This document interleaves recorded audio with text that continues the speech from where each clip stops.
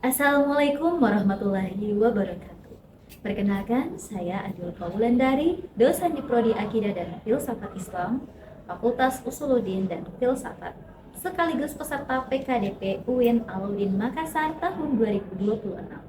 Pada video ini, saya akan membahas video pembelajaran interaktif pada salah satu mata kuliah yang ada di Prodi Akidah dan Filsafat Islam, yaitu semester 6. Kita melanjutkan mata kuliah studi naskah filsafat khususnya pada kajian Maqasidul Falasifah kitab karya Imam Al-Ghazali. Kita ketahui bersama bahwa kitab ini memang sudah ditulis sejak ratusan tahun yang lalu, tapi masih terus dicetak ulang sampai hari ini.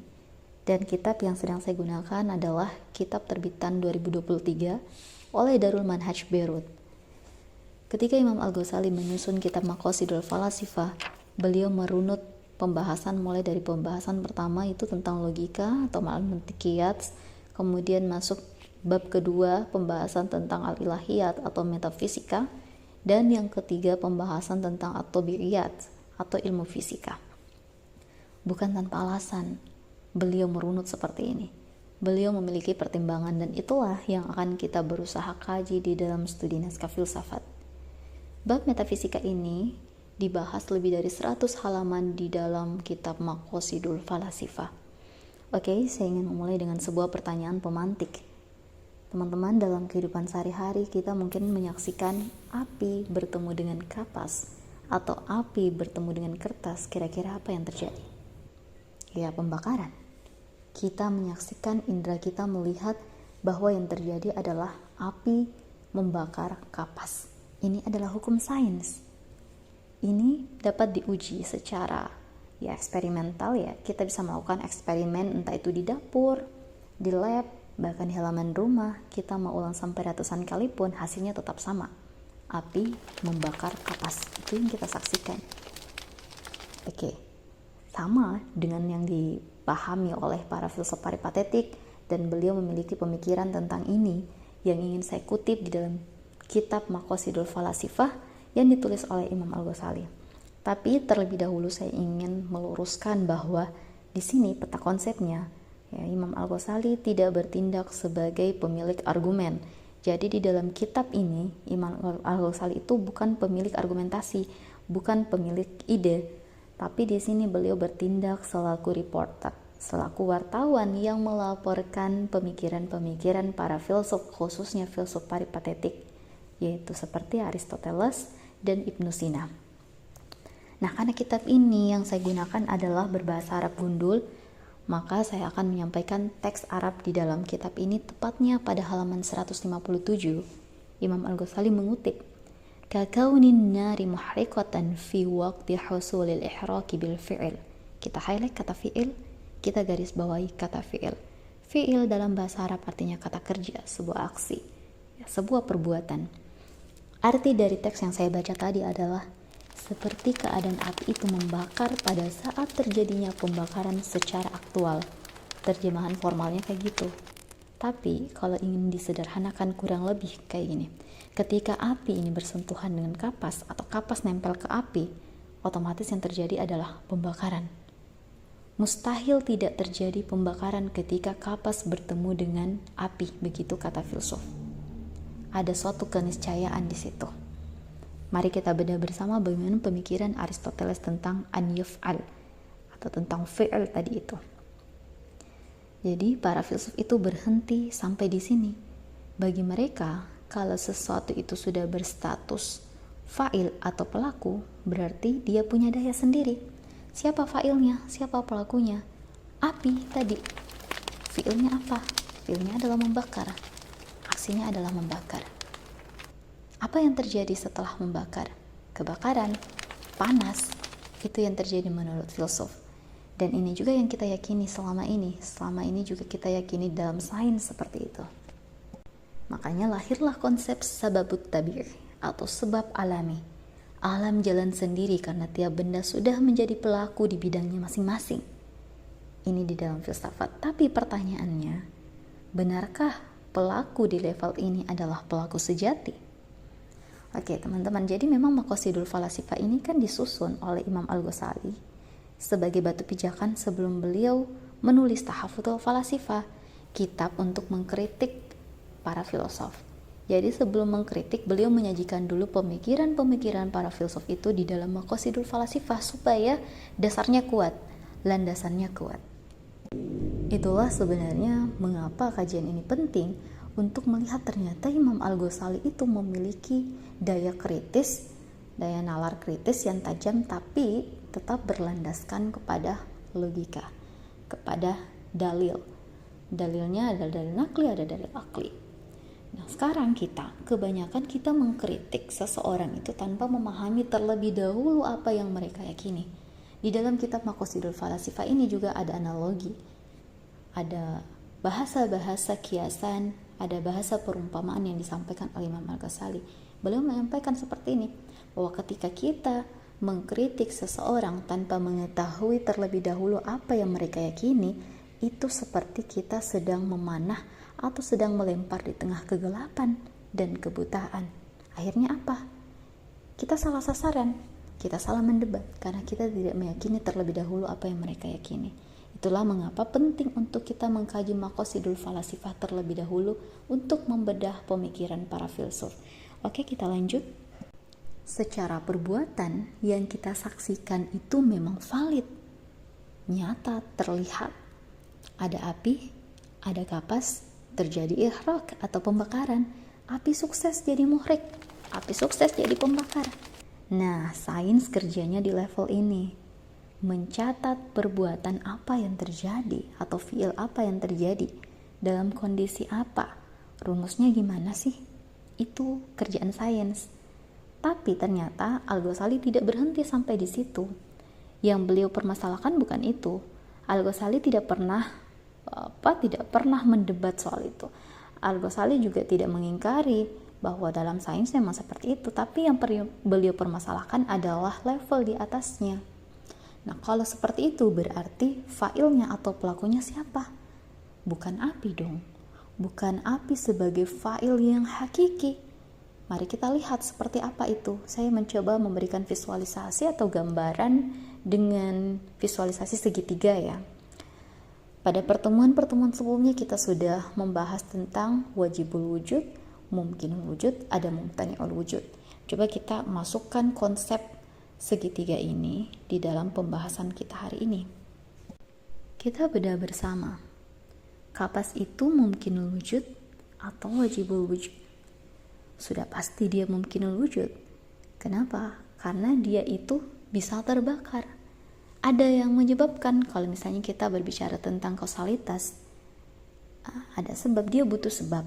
Oke, kita simpan dia di bawah, di pojok kiri, sebagai mumkinul wujud yang pertama. Dia makhluk, tercipta, gitu kan. Lalu api. Secara kasat mata tadi yang kita saksikan bahwa memang api terlihat menjadi sebab dari terbakarnya kapas. Nah, tapi apakah api itu menjadi wajibul wujud? Imam Al-Ghazali bilang tidak. Api di sini tetap sebagai mumkinul wujud. Api itu hanya bisa membakar atau melakukan fi'il itu, membakar itu, karena mendapatkan izin. Api itu ada yang menyebabkan. Siapa yang menyebabkan? Wajibul wujud. Jadi kita taruh dulu wajibul wujudnya di atas. Kita simpan di pojok kiri sini bawah, itu adalah mumkinul wujud yang pertama, kapas. Mumkinul wujud yang kedua, ada api. Jadi api juga adalah mumkinul wujud. Dia bisa ada dan dia juga bisa tidak ada. Siapa yang mengadakan? Wajibul wujud. Dan sebenarnya juga keliru ketika kita mengatakan tadi bahwa apilah yang menyebabkan kebakaran. Yang kita saksikan sebenarnya adalah api ketika bertemu dengan kapas. Tidak ada keniscayaan yang kita lihat. Yang terjadi adalah berbarengan. Kebakaran itu terjadi berbarengan. Nah, ini yang dikritik Imam Al-Ghazali di dalam Tahafudul Falasifah di poin 17. Mau lihat buktinya? Kata Imam Al-Ghazali, buktinya adalah ketika Nabi Ibrahim itu dimasukkan ke dalam api, beliau tidak terbakar. beliau tidak merasakan panas. Ini adalah bukti bahwa izinnya dicabut. Ini adalah bukti bahwa sebenarnya terbakar dan panas itu bukanlah suatu keniscayaan, tapi suatu kebiasaan yang diberikan Tuhan, suatu kebiasaan yang kita saksikan. Tetapi boleh jadi suatu saat izinnya dicabut. Dan saya rasa kisah Nabi Ibrahim ini sudah diabadikan di dalam Al-Quran, dalam Quran Surah Al-Anbiya. Mungkin ada yang akan mengkritisi, ya iyalah, terbakar karena kapasnya kering. Kalau misalnya kapasnya basah, ya tidak terbakar. Masalahnya, inilah yang cacat. Inilah yang tidak disebutkan oleh filsuf ketika memberikan argumen. Sehingga ini juga yang menjadi catatan atau notes bagi Imam Al-Ghazali ketika beliau menulis Tahaffutul Falasifah atau kitab selanjutnya. Ini yang punya gap nih di sini. Bagaimana jembatannya menuju fisika modern? Nah, jembatannya kini kita bisa lihat tadi ya. Fisika ini mencatat fi'il dan inf'al, atau apa yang biasa Allah lakukan di alam mungkinul wujud. Rumusnya, hukumnya, syaratnya, itu yang kita bahas di dalam fisika. Nah, di dalam fisika ini, menurut kitab Maqasidul Falasifah, dia membahas tentang apa itu hail, ya. Hail itu hakikat, kemudian bentuk, gerak, ruang, ya. Ini yang dibahas di dalam fisika. Tetapi sejatinya untuk kita sampai pada pembahasan fisika, kita membutuhkan pembahasan metafisika supaya kita nyampe bahwa ternyata semua yang dibentangkan di alam semesta ini tujuannya adalah mengantarkan kita kepada tauhid metafisika. Tugas metafisika adalah mengenalkan al-fa'il di balik semua fi'il-fi'il itu. Ya, kalau kita flashback ya, sebenarnya makna dari metafisika itu bukan ilmu tentang yang gaib. Ini yang sering disalahpahami. Jadi metafisika itu adalah ilmu tentang yang ada, yang maujud, segalanya yang ada, mau yang ada yang bisa kita lihat secara fisik ataupun yang ada yang tidak bisa kita lihat, hanya ada di dalam alam idea, sesuatu yang abstrak. Sehingga sebenarnya metafisika ini lebih luas cakupannya daripada fisika. Analoginya kalau kita lihat meja ini, fisika ngebahas bagaimana bentuknya meja ini, apa warnanya meja ini. Tapi di dalam metafisika, meja ini juga bisa masuk pembahasan. Tapi pertanyaannya beda. Di dalam metafisika akan menanyakan, apa hakikatnya meja ini? Dari mana asalnya meja ini? Nah, seperti itu kurang lebih. Sehingga fisika sebenarnya adalah bangunan yang berdiri di atas metafisika. Metafisika adalah pondasinya. Apakah ini relevan dengan dunia kontemporer sekarang? Sangat relevan. Saat ini, para saintifik, para ilmuwan, mereka membahas tentang alam semesta, menemukan teknologi baru, menemukan temuan-temuan ilmiah yang baru.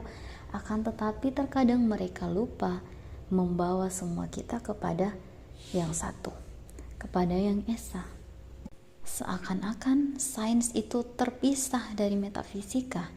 Seakan-akan fisika itu memiliki dunia yang lain dengan metafisika, padahal metafisika dan fisika tidak bisa dipisahkan. Keduanya memiliki jembatan. Keduanya memiliki satu tujuan yang sama pada akhirnya. Itulah yang dibahas di dalam filsafat. Jadi, ketika next time, suatu waktu, besok, kalian melihat api, bisa menjadi permenungan yang dalam. Ingat, kamu sedang lihat fiilnya. Tugas kita bukan menyembah apinya. Tugas kita adalah mengenal fa'il hakikinya atau pelaku yang sejati. Wajibul wujud. Mengenal Tuhan bahwa segala yang ada di alam semesta ini memiliki sebab. Yang disebut oleh Aristoteles sebagai penggerak yang tidak bergerak. Itulah Tuhan. Itulah Allah yang kita kenal di dalam agama Islam.